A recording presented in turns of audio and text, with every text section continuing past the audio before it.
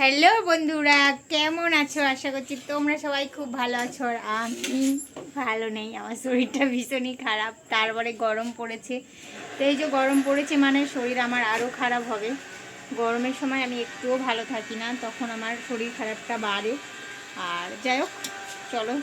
তো এখন দেখতে পাচ্ছ আমি রান্নাঘরে চলে এসেছি। আর আজকে কেন বলো তো ভিডিও দিতে পারিনি, মানে ভিডিও করছি কিন্তু আমি ভিডিও ক্লিক করিনি, তাই কোনো ভিডিও হয়নি। আমি শুধু শুধু বক বক করে গেছি, পুরো ভিডিও করে গেছি। তারপর যখন ভিডিও আপলোড করব বলে খুঁজছি, দেখছি ভিডিও হয়নি।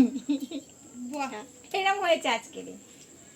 তো তার জন্য আমি আজকে ভিডিও দিতে পারিনি। তো এখন বাজে রাত্রির 8টা, আর আমি বাড়িতে এসে একটু শুয়েছিলাম, তারপরে বাসন টাসন মাজলাম, উঠলাম।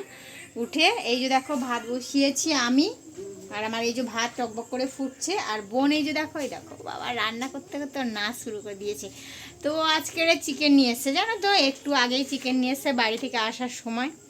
এই যে চিকেনের জন্য পেঁয়াজ, টমেটো, আলু, আর দেখো কতটা বন্ধুরা তেল দিয়েছে। দেখো এতটা কেউ তেল খায় বলো বলো? দেখো না গো, বেশি তেল না। তুমি দেখো শুধু কতটা তেল দিয়ে দিয়েছে। এতটা কেউ তেল খায়? আমি এতটা তেল খাই না। দেখেছো তো, আমি রান্নাঘরে তোমাদেরকে দেখাই আমি যে এতটা করে তেল দিই, আমি ইউটিউব করে তেল দিই বলো। ও রান্না মানে কি বলবো, এরকম দেখাচ্ছে। এই ধরো তেলের বোতল, এই মুখে হাত দেবে এরকম, এই দেখেছো বন্ধুরা, ওর কি আমি কম কম তেলে রান্না করে খাওয়াই, সেইটা ওর সহ্য হয় না। বলে কি না কম তেলে রান্না করলে ভালো হয় না। ঠিক আছে, তো সব জিনিসটা কম দিতে খাওয়া যায় না, এটা মেনে নেওয়া যায় না, মানা যায় না। সব জিনিসটা কম কিভাবে, দেখো মাংসতে তো তেল লাগে, এরা বোঝে না, এরা এই ছড়িয়ে দেবে। না গো বন্ধুরা, ওরকম না। তো যাক, ও একটু বেশি তেলের না হলে না ওরও একটু রান্না করতে পারে না, হচ্ছে মেন ব্যাপার এইখানে। আর এইখানে দেখো আমাদের চিকেনটা।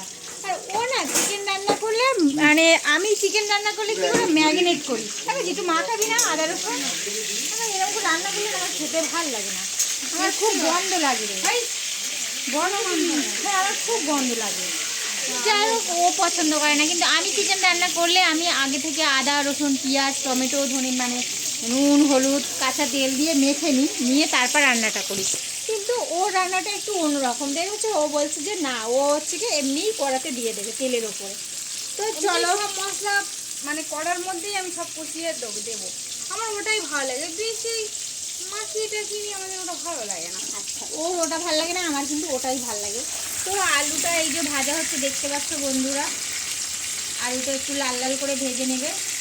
আর দুপুরবেলা মা রান্না করেছিল ভেন্ডি আলু তরকারি আর আলু সিদ্ধ, আর কিছু রান্না করেনি। আর খুব গরম পড়েছে তো মা রান্না টান্না করতে পারছে না। আর একটা লোক রাখবে বলছে, বোন বলছে যে মায়ের রান্না করার জন্য একটা লোক রাখবে, কিন্তু আমাদের এখানে না একটু লোক পাওয়া যাচ্ছে না যে রান্না। সবাই বড় লোক, শুধু আমরাই গরিব লোক। আমি লোকের বাড়িতে রান্না করতে যাই, জানো তো, তোমরা সবই জানো। বোন বলছে যে ও একটা লোক রাখবে, ঠিক আছে, মায়ের জন্য বিশেষ করে। আর দুপুরবেলা ও থাকে না, আমিও থাকি না, ঠিক আছে।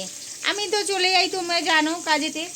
আর ও বাড়ি চলে যায়, ও নিজের বাড়িতে চলে যায়। তো সারাদিন তো কেউ থাকি না বাড়িতে, দুজনে মোটামুটি বাড়িতে থাকি না। এবার থাকার মধ্যে আমার বাবু থাকে, মানে আমার ছেলে থাকে, আর মা আর বাবা। তো সেই তো রান্না তো করতে লাগে, কিন্তু মার শরীরটা ভালো নেই। আর উনুন সালে মা থাকতে পারে না, যেহেতু মায়ের বুকে পেসমেকার বসানো, তো ওর জন্য করে। তো একটা লোকের অনেক খোঁজাখুঁজি হচ্ছে, কিন্তু লোক এখনো পেয়ে উঠছি না, জানো তো। তো সব কিছু মিলিয়ে মিশিয়ে এই যে শুধু চিকেন ঝোল হবে আর ভাত হবে, ঠিক আছে। তো চলো, আমি তোমাদেরকে আর মানে পরে দেখাচ্ছি, ঠিক আছে।